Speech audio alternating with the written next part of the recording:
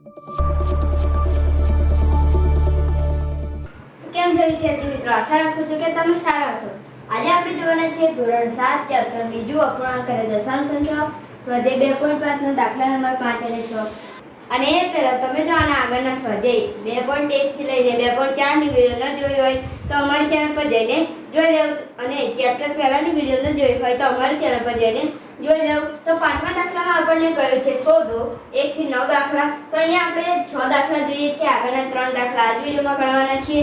તો સાતમો દાખલો પહેલો દાખલો જોઈએ। પહેલા દાખલામાં 7 ભાગ્યા 3.5 આપે છે, 7 ભાગ્યા લખી લઈએ અને 3.5 ને આપણે 35 બનાવી લઈએ અને એના છેદમાં પોઈન્ટ પછી એક સંખ્યા છે તે 1 0। હવે 7 ગુણ્યા લઈ લઈએ અને 35 ની વ્યસ્ત રહેવાની છે તે માટે આપણે ગુણ્યા લઈએ છીએ। તો 35 ના છેદમાં 10 ની વ્યસ્ત થઈ જશે, 10 ના છેદમાં 35। તો હવે અહીંયા આપણો ભાગ ઉડશે 7 × 35, 7 અને 7 કેન્સલ થઈ જશે। ઉપર વધ્યા છે 10 અને નીચે વધ્યા છે 5। તો અહીંયા ભાગ થઈ જશે આપણે 5 × 10, 5 અને 5 કેન્સલ થઈ જશે, અહીંયા વધ્યા 2। તો આપણો જવાબ આવી જશે 2। હવે બીજો દાખલો જોઈએ। બીજા દાખલામાં આપણને કહ્યું છે 36 ભાગ્યા 0.2। તો 36 ભાગ્યા લખી લઈએ અને 0.2 ને આપણે 2 અને એના છે પોઈન્ટ પછી એક સંખ્યા છે તો 1 0। હવે આપણે 36 ગુણ્યા લઈ લઈએ, આની વ્યસ્ત લેવાની છે તે માટે તો તેની વ્યસ્ત થઈ જશે 10 ના છેદમાં 2। હવે અહીંયા ભાગ થઈ જશે આપણો 18 દુ 36, 2 અને 2 કેન્સલ થઈ જશે। તો ઉપર વધે 18 ગુણ્યા 10 તો 18 દાન 180। હવે 3.25 ભાગ્યા 0.5 આપે છે તો 325 બનાવી લઈએ અને એના છેદમાં પોઈન્ટ પછી બે સંખ્યા છે તો 2 0 અને એને ભાગ્યા 0.5 છે તો તેને 5 બનાવી લઈએ અને એના છેદમાં પોઈન્ટ પછી એક સંખ્યા છે તો 1 0। હવે 325 ના છેદમાં 100 લખી લઈએ અને એને ગુણ્યા આની વ્યસ્ત લેવાની છે તે માટે ગુણાકાર, તો તેની વ્યસ્ત થઈ જશે 10 ના છેદમાં 5। હવે આ 0 ને આ 0 ઉડી જશે। હવે 325 ના 5 સાથે ભાગ ચાલતા હશે, 325 ભાગ્યા 5 કરી દઈએ, 5 6 30, 32 માંથી 30 જાય તો રહેશે 2, ઉપરથી ઉતારે 5, 5 25, 25 માંથી 25 જાય તો શું આપણને મળી ગયા 65 ગુણ્યા 5। તો અહીંયા લખી લઈએ 65 ગુણ્યા 5, તો 5 અને 5 કેન્સલ થઈ જશે, ઉપર વધ્યા છે 65 અને નીચે વધ્યા છે 10। હવે 65 લખી લઈએ આપણે 65।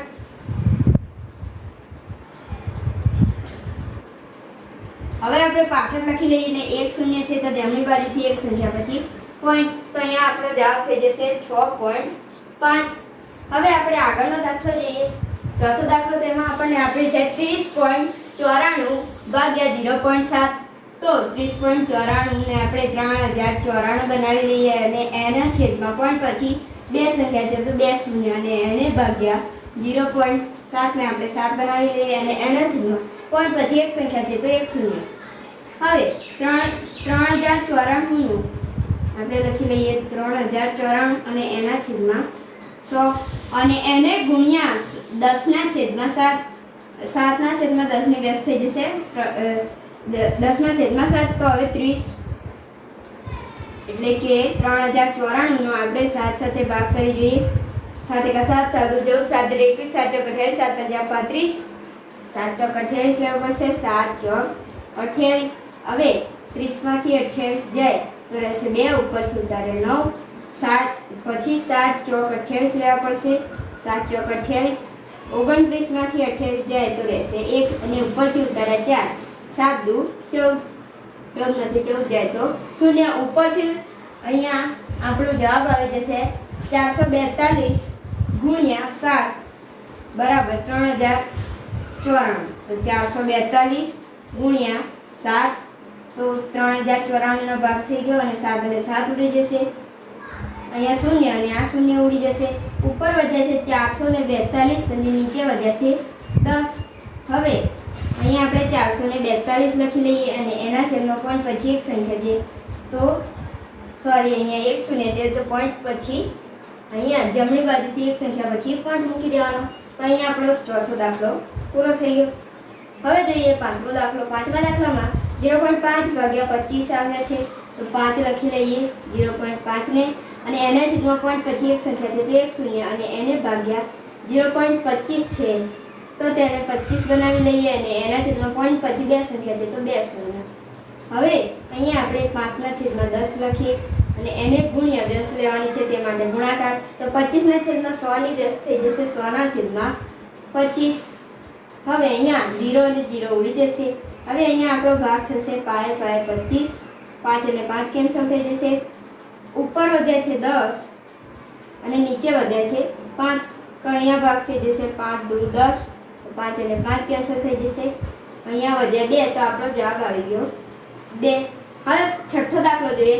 છઠ્ઠા દાખલામાં 7.75 ભાગ્યા 0.25 આવ્યા છે, તો 7.75 ને આપણે 775 બનાવી દઈએ, અને એના છેદમાં પોઈન્ટ પછી બે સંખ્યા છે તો બે શૂન્ય, અને એને ભાગ્યા 0 છે તો તેને આપણે 25 બનાવી લઈએ, અને એના છેદમાં પોઈન્ટ પછી બે સંખ્યા છે તો બે શૂન્ય. તો હવે 775 લખી લઈએ આપણે 775, અને એના છેદમાં 100, અને એને ગુણ્યા આની વ્યસ્ત લેવાની છે તો ગુણાકાર, તો 25 ના છેદમાં 100 ની વ્યસ્ત થઈ જશે 100 ના છેદમાં 25. તો હવે આ 100 ને આ 100 ઉડી જશે, તો 775 નો 25 સાથે ભાગ ચાલતો હશે. આપણે જોઈએ 775 આપણે 25 લખ્યા છે, 775 ભાગ્યા 25, 25 તરી 75, 25 તરી 75. તો હવે 77 માંથી 75 જાય તો 76 ને 77, તો 2 રહેશે ઉપરથી ઉતારે 5, તો 25 એકા 25, 25 માંથી 25 જાય તો 0.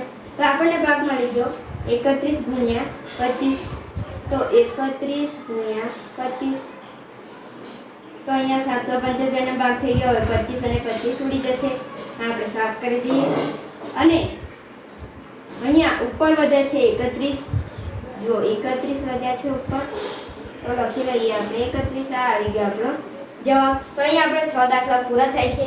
જોઈએ આગળના 3 દાખલા. તો હવે 7મો દાખલો જોઈએ. 7મા દાખલામાં કહ્યું છે 76.5 ભાગ્યા 0.15, તો 76.5 ને આપણે 765 બનાવી લઈએ, અને એના છેદમાં પોઈન્ટ પછી એક સંખ્યા છે એક શૂન્ય, ને એને ભાગ્યા 0.15 ને આપણે 15 બનાવી લઈએ, અને એના છેદમાં પોઈન્ટ પછી બે સંખ્યા છે તો અહીંયા બે શૂન્ય. હવે આ 765 ના છેદમાં 10 ની આપણે વ્યસ્ત લઈ લઈએ 765, અને એના છેદમાં 10, અને એને ગુણ્યા આની વ્યસ્ત લેવાની છે, આની નહીં, તો આની વ્યસ્ત થઈ જશે 100 ના છેદમાં 15.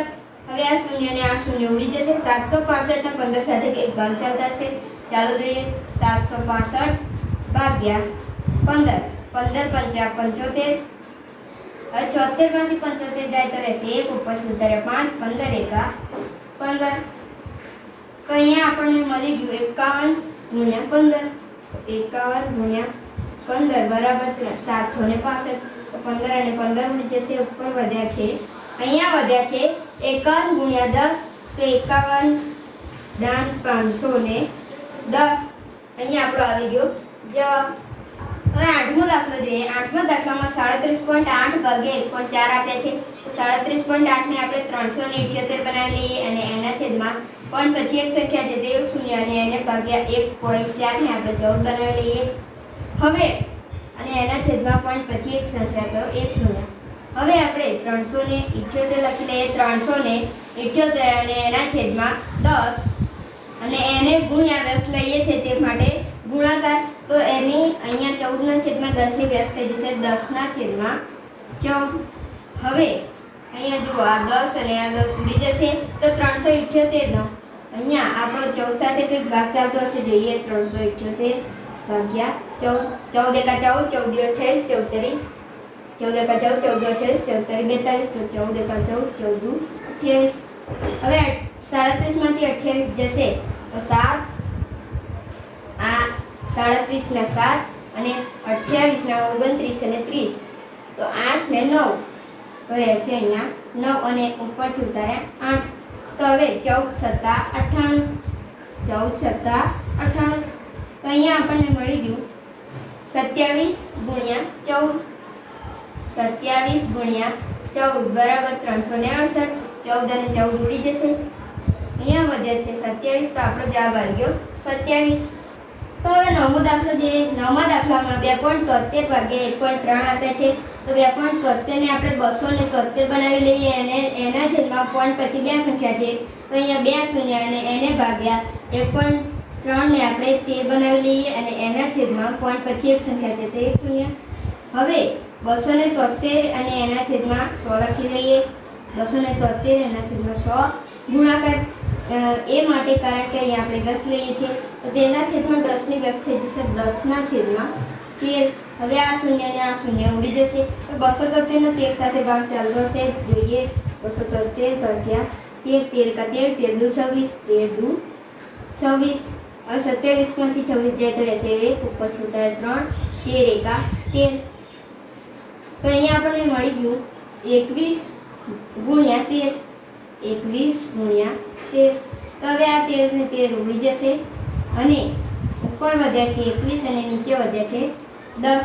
તો અહીંયા આપણે જવાબ લખીએ 21 અને પોઈન્ટ અહીંયા એક શૂન્ય છે, તે એક જમણી બાજુથી એક સંખ્યા પછી પોઈન્ટ મૂકી દેવાનો, તો અહીંયા આપણો જવાબ થઈ જશે 2.1.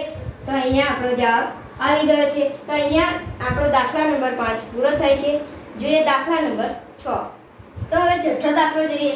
તેમાં કહ્યું છે એક વાહન 2.4 લીટર પેટ્રોલમાં 43.2 કિમીનું અંતર કાપે છે, તો તે 1 લીટર પેટ્રોલમાં તે વાહન દ્વારા કેટલું અંતર કપાતું હશે. તો અહીંયા આપણે ત્રિરાશી લેવાની છે એટલે 3 કિંમત આવશે. તો આપણે લખી લઈએ 2.4 લીટર પેટ્રોલમાં કપાયેલ અંતર.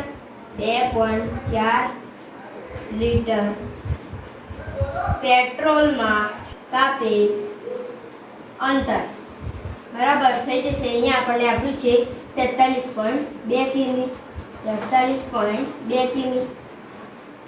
અને અહીંયા આપણને કહ્યું છે 1 લીટર પેટ્રોલમાં, તો અહીંયા આપણે લખીએ 1 લીટર પેટ્રોલમાં કાપેલ અંતર બરાબર કે આપણે શોધવાનું છે, તેથી આપણે પ્રશ્નાર્થ લઈએ. હવે અહીંયા ત્રિરાશિ એટલે કે અહીંયા ચોકડી ગુણાકાર કરવાનું છે, તો કરી લઈએ. તો અહીંયા 43.2 એને ગુણ્યા 1 ના છેદમાં 2.4. હવે અહીંયા 43.2 ગુણ્યા 1 છે, તો હવે આપણે 43.2 અને 2.4 ને આપણે ફેરવી લઈએ. તો તેને ફેરવા આપણે 43.2 ને આપણે 432 બનાવી લઈએ અને એના છેદમાં પોઈન્ટ પછી એક સંખ્યા છે, એક શૂન્ય, અને એના છેદમાં 2.4 ને આપણે 24 બનાવી લઈએ અને એના છેદમાં 10. તો હવે અહીંયા કંઈક શીખવાનું છે. જુઓ, છેદનો જે છેદ હોય તે અંશમાં આવી જાય. આપણે અહીંયા જોઈએ 432 એટલે કે આ જે છેદ છે 24 ના છેદમાં 10, તો અહીંયા 432 ના છેદમાં 10 ના છેદ છે 24 ના છેદમાં 10, તો 24 ના છેદમાં 10 નો છેદ છે 10, તો આ છેદ અહીંયા અંશમાં આવી જશે એટલે આપણે થઈ જશે 432 ગુણ્યા 10 અને એના છેદમાં અહીંયા 24 લખીએ. અને અંશનો જે છેદ હોય એટલે કે આ 432 અંશ છે અને એના છેદમાં અહીંયા 24 ના છેદમાં 10 આપ્યા છે, તો 432 ના છેદમાં 10 નો જે છેદ હોય એ અંશમાં આવી જે અહીંયા છેદ હોય એ છેદમાં આવી જાય, તો એનો છેદ છે ગુણ્યા 10. તો અહીંયા આપણે થઈ ગયું આ 10 ને 10 ઉડાડી દઈએ. તો હવે 432 ગુણ્યા 24 ભાગ ચાલતો હશે, આપણે જોઈએ 432 ગુણ્યા 24, 24 એકા 24, 24 દુ 48.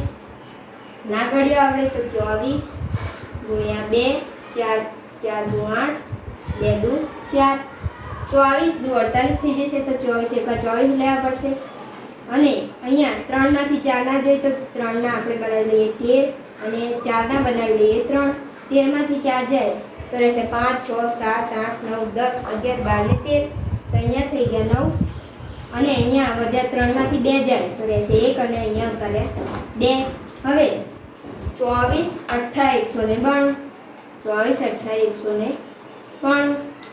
તો આ 0 મળી જશે. તો તમને ખબર કઈ રીતે પડે કે 18 ગુણ્યા 24 કરતાં આપણને 432 મળે તો આપણે કરી લેવાના 18 ગુણ્યા 24. તો અહીંયા એકમ દશમની 0, 8 8, 8 2 16, 16 ને 6 વધી 1, 2 એકા 2 ને 1 3. હવે 4 નો લઈએ, 8 ચોક 32 ને 2 વધી 3, 4 એકા 4, 5 6 ને 7.